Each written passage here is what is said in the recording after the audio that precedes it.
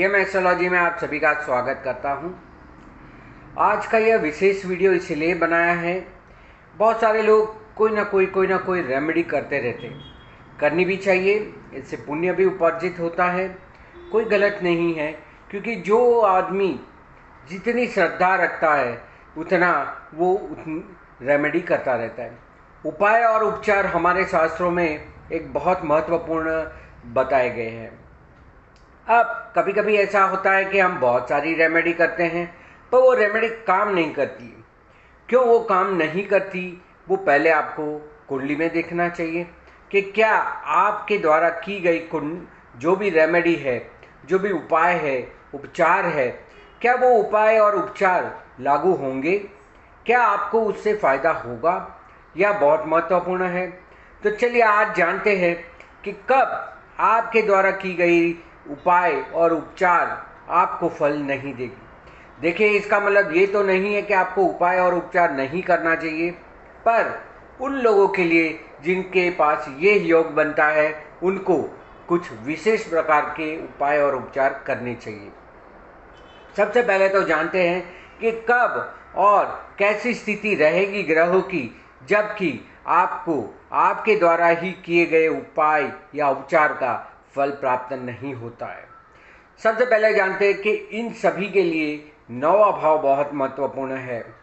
क्योंकि जो आप उपाय और उपचार करते हैं वो आपको आगे के समय में आपको आपकी शांति प्रदान करेगा और वो लागू होगा। इसलिए जब नौवे भाव में केतु महाराज स्थित है तो आपके द्वारा की गई कोई भी उपाय या उपचार आपको लागू नहीं होगा, आपको उसका तुरंत फल नहीं प्राप्त होगा। यह बहुत महत्वपूर्ण जानकारी है।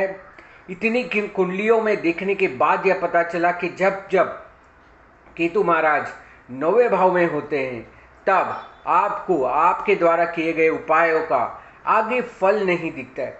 हम सब जानते हैं कि केतु जो है वो कोई इंद्रियों का मालिक नहीं है।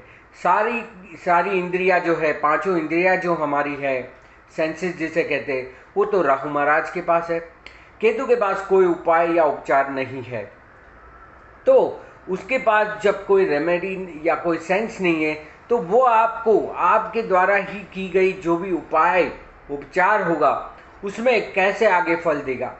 यदि वो फल दे भी रहा होगा, आपने जो भी उपाय उपचार किया होगा उसका फल वो दे भी रहा होगा तो आपको उसका महसूस नहीं होगा, क्योंकि भाग्य स्थान हमारा आगे चलने वाला समय होता है।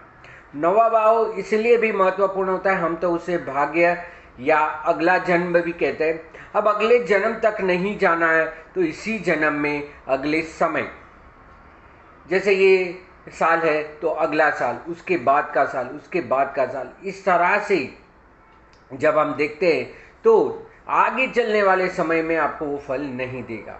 जब केतु महाराज आपके नौवे भाव में बैठे होंगे तो आपके द्वारा किया गया उपाय और उपचार आपको महसूस नहीं होगा।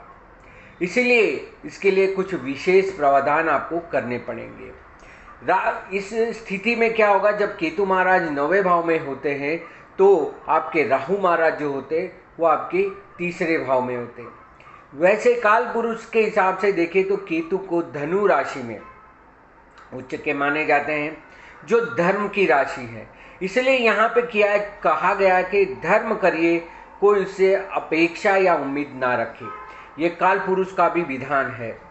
इस तरह से ऐसा होगा कि आपका जब राहु महाराज तीसरे भाव में होगा तो वो सारी आपकी गतिविधियों का खुद अपने आप में फल देगा, क्योंकि राहु महाराज उपचय स्थानों में खास करके तीसरे भाव में बहुत अच्छा फल देता है।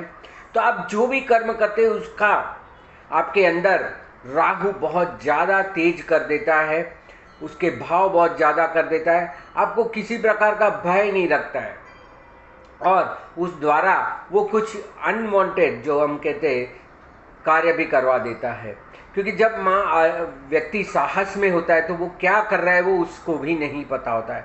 तो यह चीज़ होती है, जब राहु तीसरे भाव में होता है तो व्यक्ति अपनी इंद्रियों का बहुत ज़्यादा विशेष प्रयोग कर लेता है। उस वजह से उसने जो उपाय उपचार किए हैं उसको उसका फल नहीं मिलता है।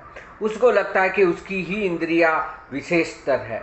तो इसलिए ये जानना बहुत जरूरी है कि यदि केतु महाराज 9वें भाव में है तो आपको उस समय जब जब आप कोई भी रेमेडी करते हैं तो उसको उपाय को उपचार को करके छोड़ दीजिए, उस पर कोई भी उम्मीद ना रखे।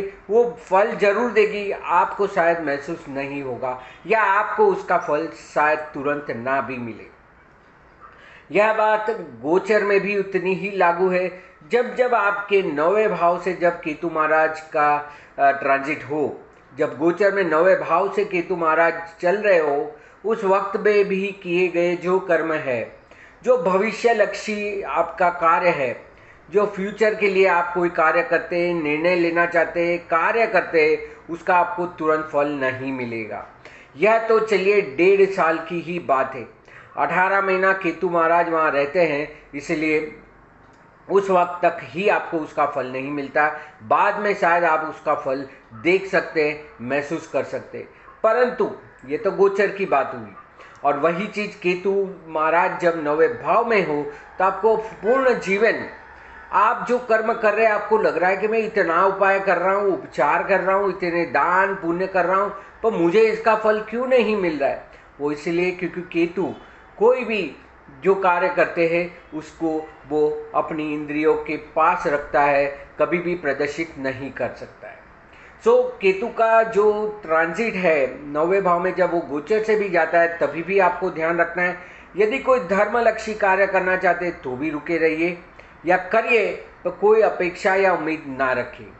अब केतु महाराज जब कब अच्छे होंगे, कभी कभी 9वें भाव में होते हुए भी यदि वो सिंह राशि में है, वृश्चिक राशि में है, मतलब कि यदि मंगल की राशि में है, मेष राशि या वृश्चिक राशि, सिंह राशि में है, कर्क राशि में है या मीन राशि में है, तब वो अच्छा फल देंगे।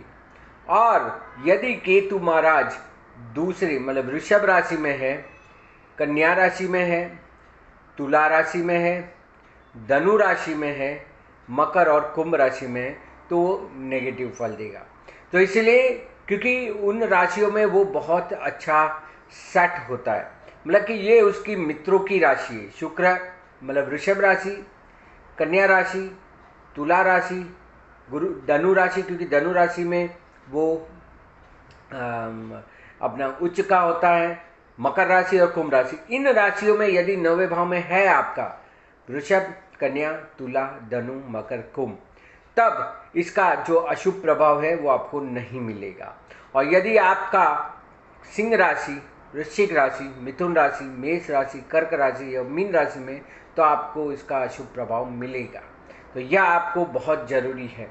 अब इन लोगों के लिए, जिन लोगों को केतु महाराज 9वें भाव में है, उनको क्या उपाय करना चाहिए? उनके लिए सिर्फ भगवान गणेश की उपासना करनी चाहिए, क्योंकि केतु को हम भगवान गणेश जी से जोड़ते हैं। जितनी भी आप उपासना साधना करते हैं, मंत्रोच्चार करते हैं, वो गणेश जी से करिए। आप यदि कोई और भी मंत्र कर रहे हैं, और भी उपाय कर रहे हैं, तो पहले श्री गणेश जी का आप स्मरण करें, उसके बाद करें। क्योंकि जब हम गणेश जी का स्थापन करते हैं, गणेश जी को हम पूजा अर्चना करते, तब आपका अंदर का केतु महाराज जो है वो जागृत होता है। इसलिए ये जरूर करें कि गणेश जी की उपासना निरंतर करें। फिर या तो गणेश जी का सोने में लॉकेट पहने या अंगूठी भी पहन सकते। गणेश जी की पूर्ण प्रतिमा की या तो आप छवि का ये पेंडेंट पहन सकते हैं, या तो अंगूठी में इसको पहन सकते हैं, ये सूर्य वाली उंगली में। ये आपको फ़ायदा देगा। और जितना हो सके उतना कुत्तों को खिलाए, कुत्तों को रोटी खिलाए या कोई भी खिलाए। इससे ये 3 ही ऐसी चीज़ें हैं जिससे कि 9वें भाव में पड़े हुए राहु का आपको फल मिलेगा। तो पहले भगवान श्री गणेश जी की उपासना निरंतर करें, उनका लॉकेट धारण करें, पेंडेंट धारण करें, या अंगूठी में गणेश जी को धारण करें, और या फिर आप उसको कुत्तों को रोज खिलाएं। इतनी चीज़ें करने पे आपके 9वें भाव में जो केतु बैठे हैं, जिनका आपको कोई रेमेडी का फल नहीं मिल रहा है, उसका आपको गणेश जी आपको फल देंगे। तो यही आशा रखते हुए, यही उम्मीद के साथ यह वीडियो बनाया है, ताकि आपको भी आपकी जो फल है वो बिल्कुल मिले। बहुत सारे लोग निराश हो जाते हैं कि इतनी करने के बाद, उपाय उपचार करने के बाद भी फल क्यों नहीं मिल रहा है। उनके लिए यह वीडियो मैंने विशेष बनाया है। आशा रखता हूँ, उम्मीद करता हूँ कि ये आपको पसंद आया होगा। ज़्यादा से ज़्यादा लोगों में ये फैलाइए। मेरे चैनल को सब्सक्राइब कीजिए, लाइक बटन को दबाइए और ऐसे ही अलग अलग वीडियो के लिए मेरे चैनल को देखते रहिए। अधिक जानकारी के लिए यहाँ पे दिए हुए व्हाट्सएप नंबर पे आप मुझे संपर्क कर सकते हैं। मेरी वेबसाइट है www.dmastrology.com, इसमें संपर्क कर सकते हैं। फेसबुक या तो इंस्टाग्राम में भी मेरा अकाउंट है, धर्मेश मेहता या DM एस्ट्रोलॉजी। सो आशा रखता हूँ कि आप मुझसे जुड़े रहेंगे ऐसी ही विशेष जानकारी के लिए। धन्यवाद, नमस्कार।